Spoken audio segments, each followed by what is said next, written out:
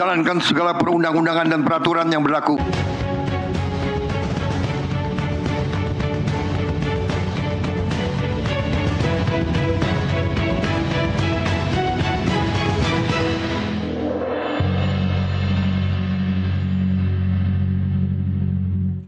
Ya pemirsa, terima kasih Anda masih terus menyaksikan NTV Prime dan saat ini sudah bersama saya di studio Presiden Komisaris NT Corp Nurdin Tampu Bolon. Selamat malam Pak Nurdin. Selamat malam Bu Tasya. Terima kasih. Kabar? Baik Pak Nurdin, apa kabar? Baik juga. Iya Pak Nurdin, hari ini kita menyaksikan Presiden kita Prabowo Subianto meluncurkan 80.000 lebih koperasi desa merah putih. Apa tanggapan Pak Nurdin terhadap proyek yang banyak orang mengatakan ini proyek yang cukup ambisius ya? Ya, terima kasih ya Mbak Tasya ya. Pertama, ini kalau kita membangun Indonesia memang harus dari desa ya. Karena masyarakat kita lebih banyak tinggal di desa. Jadi koperasi merah putih ini adalah suatu cara yang paling strategis dalam membangun Indonesia. Jadi seperti apa kondisinya? Ini yang perlu kita lihat nanti dan bagaimana kita menyukseskannya. Jadi kalau saya lihat ya, koperasi ini sejak zaman sebelum kemerdekaan ini kan sudah berjalan. Kemudian bagaimana kita membuat ini lebih profesional. Pertama, menurut saya apa yang dikatakan oleh Pak Prabowo, Presiden kita, bagaimana dia membangun Indonesia untuk bisa berdaya saing dengan bangsa-bangsa lain dan juga untuk meningkatkan daripada taraf hidup Indonesia maju, Indonesia sehat, dan Indonesia pintar, dan Indonesia emas di tahun 2045. Produk kita itu kan ada di desa sebenarnya. Ya. Jadi tanggapan saya adalah kalau kita membangun suatu produk ini kan dipasarkan. Apakah itu dalam negeri, apakah itu dalam luar negeri, ke luar negeri sebagai ekspor kita. Tentunya di 80.000 desa ini menurut saya bahwa pemerintah sudah mendata produk apa yang ada di masing-masing desa. Jadi one village, one product itu mungkin salah satu ya. Jadi pilihan produk di tiap desa itu yang akan dikelola koperasi ini harus yang pertama dan utama dipastikan bahwa produk ini nanti dengan sumber daya yang ada di sana, karena sumber daya alam yang ada di desa itu dikelola oleh masyarakat desa itu sendiri dan dijual ke Indonesia dalam bentuk ekspor lokal maupun ekspor ke luar negeri. Tentunya dalam mengelola suatu sumber daya diperlukan beberapa hal. Yang pertama adalah modal untuk kerja di sana, yaitu dalam bentuk uang untuk menyelesaikan membangun daripada produk yang tersedia sumber dayanya di desa itu sendiri. Kemudian ada sumber daya uang, ada sumber daya teknologi. Jadi teknologi itu bagaimana? Teknologi yang seperti apa? Yang diinginkan oleh Pak Prabowo adalah teknologi ini nanti sudah dalam bentuk digital dengan menggunakan aplikasi-aplikasi atau platform-platform yang bisa digunakan. Cuman mungkin produknya aja yang berbeda dari desa 1, desa 2, dan ada mungkin yang sama. Kan seperti itu. Yang ketiga adalah bagaimana kan ketersediaan sumber daya manusia dalam mengelola teknologi dan menghitung daripada proses produksinya, mulai daripada capex-nya, kemudian daripada opex-nya, dan pemasarannya. Jadi pasar kita tidak ragu. Pasar lokal pun masih bisa diisi. Pasar luar negeri juga sangat membutuhkan produk kita. Misalnya apa? Mungkin yang pertama menurut saya, yang perlu diprioritaskan startingnya ini sekarang di beberapa desa yang sumber dayanya udah tersedia dan hanya penambahan daripada teknologi, pembiayaan, akses ke pasar ini sangat penting. Tapi kalau kita langsung berlanjut sampai sekali jalan 80.000, bisa saja nggak ada masalah apabila kita mempunyai dana yang besar dan manajemen yang sudah terukur. Jadi kuncinya harus ada dana dan SDM-nya berarti ya? SDM dan teknologinya begitu ya Pak Nurdin? Betul. Karena kelemahan koperasi kita sekarang ada sumber daya alamnya, ada dananya, tapi sumber daya manusia yang mengelola itu tidak sesuai dengan kapasitas yang dibutuhkan untuk mengelola sumber daya tersebut. Iya. Jadi yang saya harapkan adalah bagaimana pemerintah memfasilitasi daripada hal-hal yang mesti ditambahkan kepada mereka dalam bidang teknologi, pembiayaan, dan pendampingan mungkin ya terhadap teman-teman kita yang di desa yang bisa melakukan daripada proses produksi daripada produk-produk sumber daya yang mereka miliki, mulai dari perencanaannya, proses produksi dan pemasaran dengan didukung oleh pembiayaan yang cukup. Baik. Gitu. Pak Nurdin, ini memang kan tadi Pak Nurdin juga sudah mengatakan ya, koperasi yang ada selama ini kan kita tahu sendiri ya bagaimana kerjanya ya Pak Nurdin. Kalau kemudian belajar dari pengalaman koperasi-koperasi yang ada selama ini, kalau sumber dayanya tadi kita sudah sepakat memang sudah ada, kemudian SDM-nya sebenarnya orangnya ada, tetapi kemudian mungkin skill-nya memang belum sampai di situ. Artinya catatan pemerintah saat ini apa yang harus dikerjakan kepada poin-poin yang memang kurang di koperasi yang sudah berjalan saat ini? Nah, itulah tantangannya daripada program ini. Tantangannya ini adalah menyiapkan sumber daya manusia yang punya visi membangun produk, dalam hal ini seperti entrepreneur lah ya. Nah, sebenarnya di desa ini pun sudah ada BUMDes ya, Badan Usaha Mulut Desa. Dan ini juga sudah ada yang maju dan ada juga yang masih perlu ditingkatkan. Nah, kalau koperasi yang akan dibangun ini udah dijelaskan dan sudah ditentukan produk yang mau dikerjakannya, ini akan lebih mudah mengelolanya karena sumber daya alamnya kan ada di sana. Sumber daya manusianya ini harus ditingkatkan dengan berwawasan daripada teknologi menggunakan sumber daya alam ini menjadi satu produk yang dituju. Katakanlah produk-produk pertanian ya. Jadi produk pertanian itu bagaimana yang sudah ada dibuat beberapa priority. Yang sudah ada yang mengelola bagaimana meningkatkan dari produktivitasnya. Kalau produktivitasnya sampai saat ini masih rendah, ini yang perlu ditingkatkan. Ini yang mungkin paling mudah sehingga nanti financial institution yang mendanai ini, apakah itu juga nanti dari APBN ya yang disiapkan oleh pemerintah, itu bisa mereka lihat profit and loss-nya di situ.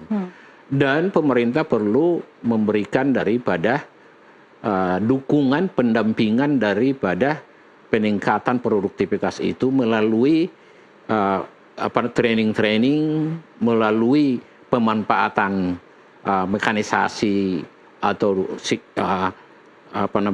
digital system untuk memberikan cost yang paling rendah. Karena pendapatan itu adalah revenue, yaitu penjualannya dikurangi daripada cost-nya.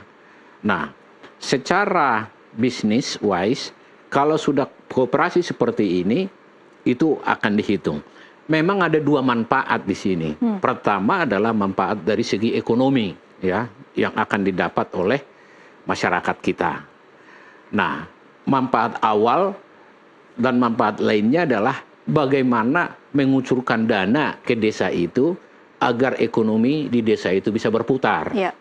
Dan walaupun nanti tidak langsung meng-create suatu profit yang memadai sebagai pertimbangan business wise atau pengusaha atau korporasi, ini juga bermanfaat buat masyarakat desa kita belajar dalam pengelolaan satu produksi sumber daya alam yang mereka miliki. Misalnya seperti di tepi pantai, ikan itu kan banyak di laut. Kalau teknologi yang mereka pakai sekarang adalah masih teknologi nelayan biasa, pakai layar segala macam, itu tidak akan mendapatkan added value yang maksimal. Ya. Sehingga ikan kita banyak diambil dari orang-orang luar yang mempunyai pukat harimau dengan sistem menangkap ikan yang dibawa nanti sudah ikan jadi kembali ke Jepang atau ke Tiongkok, karena industri pengolahannya ada di kapal itu sendiri. Iya. Jadi selesai langsung ke negara mereka, itu udah masuk pasar. Nah, kalau ini difasilitasi di nelayan-nelayan, itu sangat bagus sehingga nanti tidak mengimpor ikan, bahkan kita menjual. Iya. Misalnya perikanan di situ. Misalnya pertanian. Apa yang paling dibutuhkan oleh bangsa ini, dan di desa mana itu ada, katakanlah dengan jagung. Nah, itu dibantu di situ sampai dengan jagung ini sudah dalam bentuk end product, apakah menjadi makanan-makanan yang di hotel dan lain sebagainya. Begitu juga daripada sayur-sayuran, buah-buahan, dan hal-hal yang bisa dikelola. Dan juga hasil-hasil tambang ya. Ada juga itu misalnya pasir kuarsa dari situ, atau bahan katakanlah galian C ada di situ. Bagaimana mereka difasilitasi sehingga nanti produktivitas mereka semakin baik dan menggeliatkan, setelah itu nanti menggeliatkan ekonomi di desa itu. Nah, itulah mungkin nanti yang perlu ditata dan sudah dipertimbangkan oleh tim yang menangani daripada koperasi Merah Putih Merah ini. Putih. Seperti itu. Oke, Pak Nurdin, ini kan sebenarnya secara visi, kalau tadi Pak Nurdin juga jelaskan, mungkin ini visinya Pak Prabowo juga ya, membayangkan bahwa bagaimana satu produk itu seharusnya bisa kita kelola sendiri tanpa kemudian harus kita kirim berupa mentah begitu. Nah, tapi kalau Pak Nurdin mengamati selama ini, apa sih sebenarnya yang jadi kendala? Karena kalau untuk soal dana, kan dana mungkin gampang saja ya dikucurkan ke daerah. Tetapi apa yang terjadi dengan dana itu ketika kemudian sampai ke desa yang kemudian tidak bisa mengolah produk-produk dari tiap daerah itu menjadi potensi maksimalnya? Yang pertama itu adalah kemampuan managerial skill daripada pengurus-pengurus koperasi itu sendiri. Balik lagi ke SDM berarti ya Pak Nurdin? Itu yang sering. Artinya kalau ada dikucurkan dana ke koperasi itu, nah bisa dana ini habis, tidak ada hasilnya. Iya. Nah ini yang membuat. Yang kedua, pengawasan terhadap yang dilakukan oleh pemerintah terhadap koperasi itu masih belum maksimal. Iya. Sehingga ini bisa menjadi presedens dari waktu ke waktu, seperti itu. Ketiga, mereka tidak fokus terhadap produk apa yang akan mereka produksi dan sumber dayanya yang tersedia di situ bagaimana, sehingga mereka bekerja tidak fokus terhadap produk-produk yang bisa bernilai lebih tambah di lokal maupun diekspor. Oke. Negara-negara maju seperti China itu mereka didukung oleh usaha mikro, kecil dan menengahnya, UMKM-nya ya. Iya.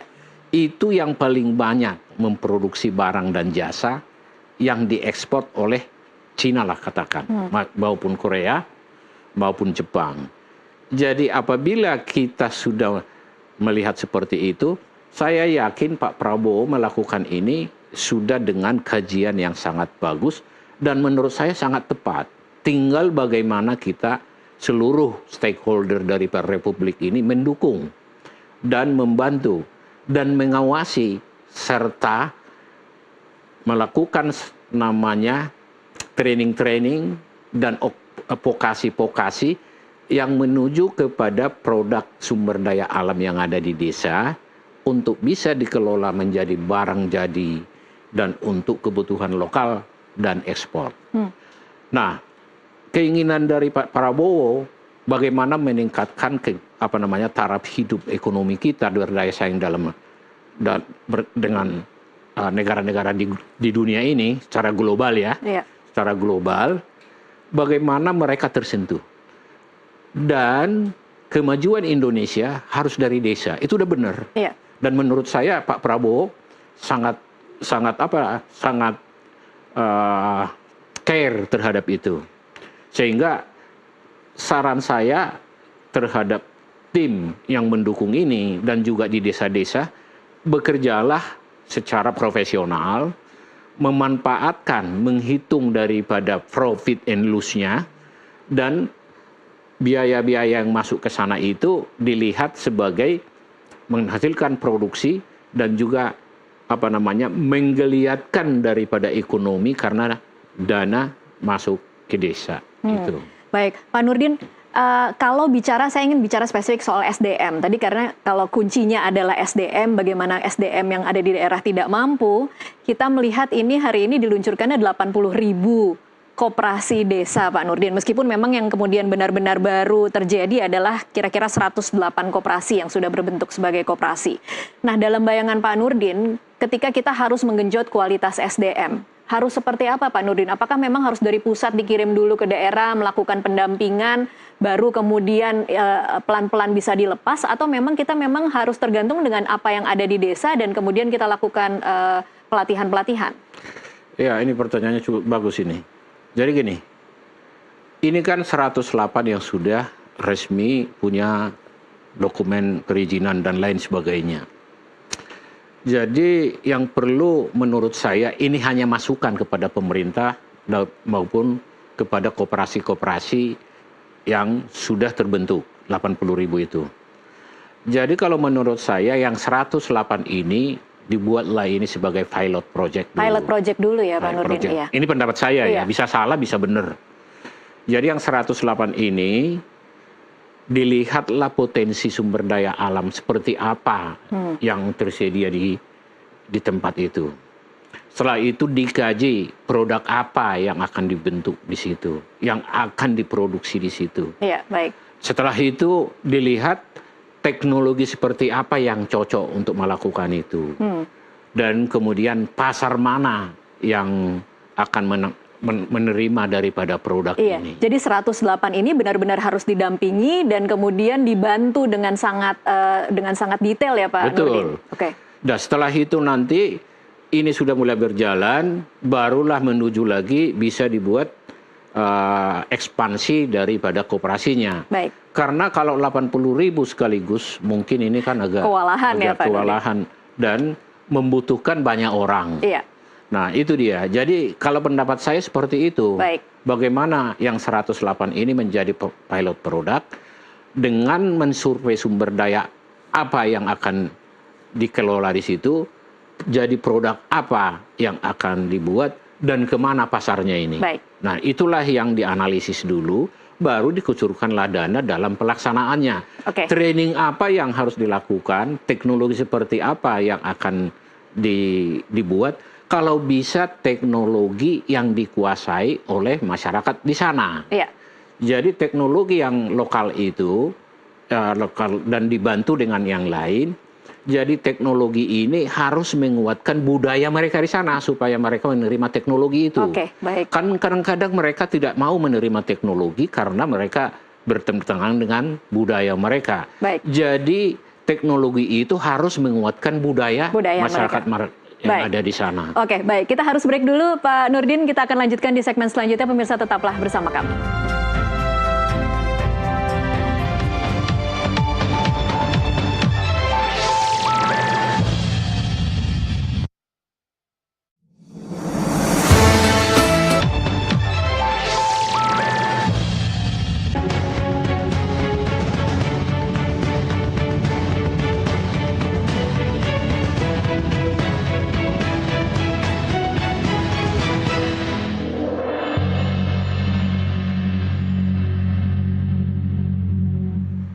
Pemirsa, Anda kembali di NTV Prime. Sebelum kita lanjutkan perbincangan, saya masih bersama dengan Presiden Komisaris Antikorp Nurdin Tampu-Bolon. Kita akan simak pernyataan Presiden Prabowo Subianto hari ini. Koperasi ini adalah suatu upaya untuk kita memperpendek rantai distribusi, rantai aliran bahan-bahan yang penting bagi rakyat. Obat-obat yang penting bagi rakyat, rakyat kecil, rakyat yang ekonominya masih lemah. Mereka harus punya akses kepada obat-obat penting dalam harga terjangkau. Mari kita tegakkan kebenaran dan keadilan. Kita tegakkan kepentingan bangsa dan rakyat di atas segala kepentingan lain. Jangan kita lihat partai, kelompok, jangan. Hanya di dada kita hanya merah putih. Ya, pemirsa, kita lanjutkan perbincangan. Pak Nurdin, tadi kalau kita sudah bahas mengenai apa saja kendala-kendala yang ada di koperasi yang sudah berjalan selama ini. Kita sudah bahas tentang tidak fokusnya prioritas produk di satu daerah. Kita juga sudah membahas soal SDM. Yang belum kita bahas adalah soal pengawasan, Pak Nurdin. Siapa sebenarnya yang harusnya melakukan pengawasan dan bagaimana kita mengantisipasi? Karena ini nanti mungkin dalam bayangan kita akan ada dana besar yang mengalir ke koperasi-koperasi ini. Siapa yang kemudian harusnya melakukan pengawasan? Ya, dalam hal ini siapa yang biayai? Ya tentunya merekalah yang melakukan pengawasan, kan begitu. Dalam hal ini berarti harus ada ditentukan pengawasnya yang betul-betul kredibel dan menguasai daripada proses, daripada aktivitas daripada koperasi itu sendiri. Jadi koperasi ini di samping dia memproduksi barang dan jasa yang tersedia bahan bakunya di dalam negeri, dia juga adalah sebagai distribusi daripada supply chain daripada barang-barang yang masuk ke desa. Dalam hal ini misalnya seperti pupuk ya, seperti herbisida, seperti barang-barang kesehatan. Itu bisa dengan koperasi ini. Dan memang ini akan menjadi competitors daripada BUMDes. Tetapi suatu competitors itu adalah bagus. Jadi kalau satu produk itu atau satu korporasi yang melakukan semua aktivitas, ini kan monopoli namanya. Tidak ada competitors. Jadi kalau ada competitors, ini akan masing-masing memperbaiki daripada kinerjanya. Jadi pengawasan ini karena memang ini adalah suatu yang direncanakan, koperasi ini akan juga didukung oleh pemerintah, baik daripada bantuan pembiayaan dan juga teknologi dan juga training dan peningkatan capacity building daripada pelaku koperasi ini sendiri.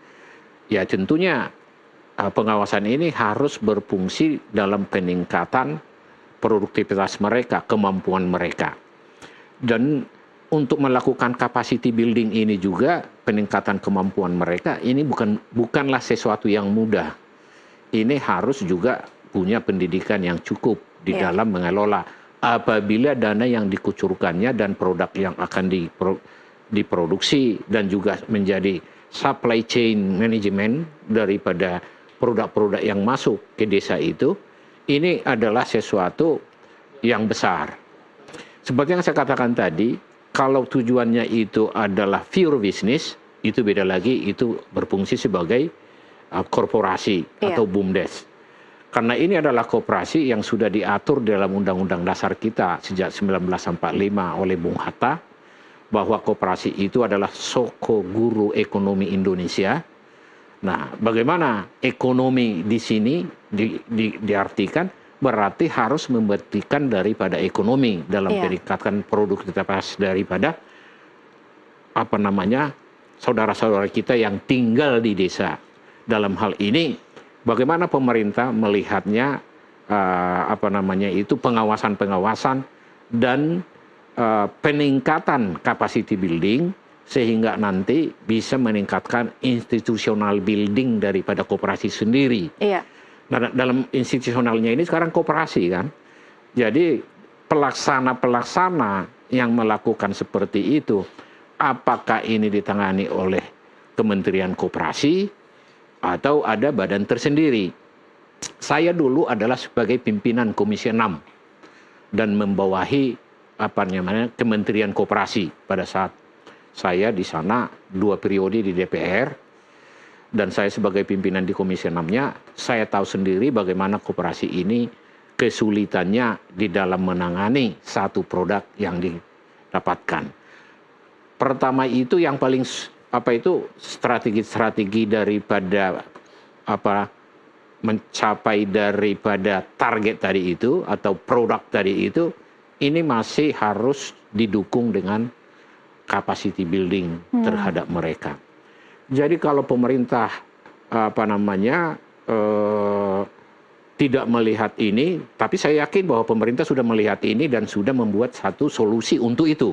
Oke. Nah, inilah kita sekarang, harapan kita bagaimana masyarakat kita di sana menyiapkan diri, dan kepala-kepala desa sebagai pengawas koperasi mungkin saya nggak tahu bagaimana strukturnya nanti di sana.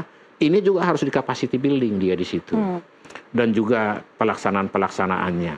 Jadi koperasi Merah Putih ini apabila ini sukses, ini seperti yang saya katakan tadi, ini jadi mengenerate daripada produk-produk yang bisa kita ekspor ke luar negeri, jadi benteng daripada ekonomi, tidak perlu orang asing lagi mengeksploitasi sumber daya alam yang ada di desa itu. Cukup mereka sudah bisa, wah itu memang added value terhadap Republik ini luar biasa. Iya. Ini yang diharapkan oleh Presiden Prabowo Subianto. Bagaimana kita berdiri di atas kaki sendiri, bagaimana kita bisa menjalankan Tapi yang kita khawatirkan sebaliknya, itu ada kita khawatirkan, mampukah kita melakukan itu? Nah, harus mampu. Bagaimana melakukannya? Ya dengan training-training, dengan pembiayaan ini, capacity building, sehingga institusional buildingnya bisa berjalan paralel di dalam peningkatan daripada taraf hidup di desa itu sendiri. Baik. Itu. Terakhir Pak Nurdin, kalau dalam bayangan Pak Nurdin, kira-kira bagaimana proyek ini kemudian bisa sinkron dengan para pengusaha yang ada di daerah? Mungkin seperti apa kira-kira bentuk kerjasamanya? Nah itu dia. Ada BUMDes di sana, ada pengusaha-pengusaha di sana. Karena pengusaha-pengusaha di desa itu umumnya ada tengkulak-tengkulak di sana. Iya. Ada juga rentenir-rentenir di sana. Nah, apabila sudah ditemukan suatu role model daripada membentengi daripada Koperasi Merah Putih ini perlahan-lahan itu nanti mereka pun akan bisa merger, saling membutuhkan. Oke. Bagaimanapun koperasi menurut saya tidak akan bisa berdiri sendiri. Jadi karena banyak hal di desa itu yang harus ditangani. Nah, ya harus sinergi antara koperasi, BUMDes, dan juga para pengusaha-pengusaha yang ada, apakah itu dalam bentuk koperasi atau usaha dagang, apakah toko, apakah itu kelontong, ini semuanya bisa menjadi satu supply chain melalui koperasi mungkin. Sehingga rantainya itu bisa diputus. Oke. Artinya rantai daripada tengkulak yang selama ini katakanlah memberikan beban kepada rakyat kita di sana dengan memberikan ijon, itu bisa melalui Koperasi Merah Putih ini. Ini menjadi solusi. Oke. Nah, menurut saya kira-kira seperti ini. Jadi program ini harus betul-betul di-manage dengan benar. Pelakunya harus betul-betul jangan korupsi, dan semua sistem untuk itu nanti, karena 80.000 desa itu bukan sedikit seluruh Indonesia itu.